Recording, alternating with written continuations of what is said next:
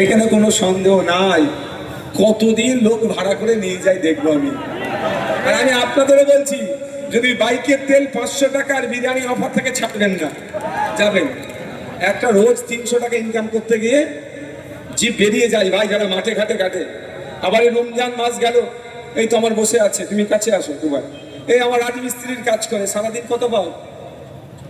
600 টাকা সারাদিন কাজ করে। আমি গর্বের সাথে বলি, লজ্জা লাগছে নাকি?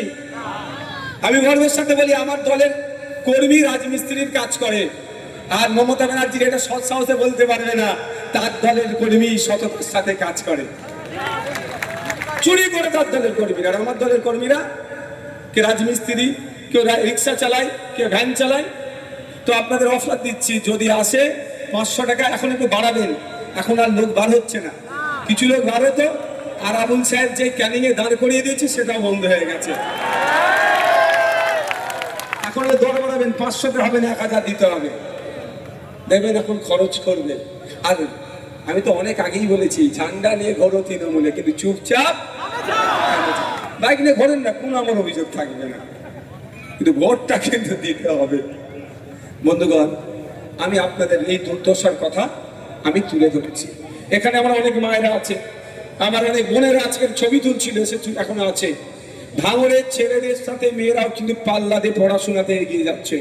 তথ্য তুললে দেখা যাবে ভাঙড়ের ছেলেদের থেকেও আমার মায়েরা, বোনেরা, বেটিরা পড়াশোনায় অনেক এগিয়ে আছে।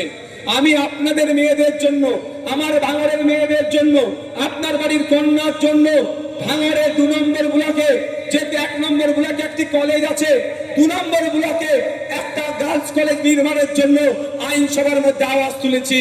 কিন্তু অপদার্থ সরকার মদের দোকান বাড়িয়ে দেবে, স্কুল তৈরি করার বিপক্ষে থাকবে। কিন্তু এটা আমি থেমে থাকবো না, আপনাদের কথা দিচ্ছি। আগামী দিন আসছে, ভাঙড়ে দেখবেন গার্লস কলেজ নির্মাণ হবে। আমার মা বোনেরা সহজেই সেখানে গিয়ে যাতে শিক্ষা অর্জন করতে পারে। তবে হয়তো ফিতেটা নওশাদ সিদ্দিকী নাও কাটতে পারে, ওতে আমার একটুও রাগ নেই। আমি আপনাদের বলে যাই, ভাঙড়ে উন্নয়নের জন্য যদি একটা ইট পোতা হয়, প্রশ্ন করে না নওশাদ সিদ্দিকী কি করেছে, নওশাদ সিদ্দিকী কি করেছে তা না,